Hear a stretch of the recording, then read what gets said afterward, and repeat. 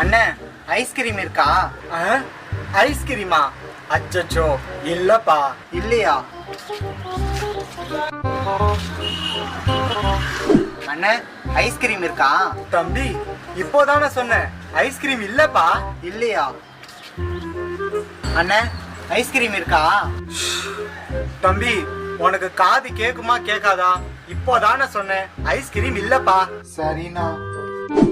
அண்ணே ஐஸ்கிரீம் இருக்கா? டேய் ஐஸ்கிரீம் இல்ல, இன்னொரு தடவை வந்த செருப்பு பிஞ்சிடும்.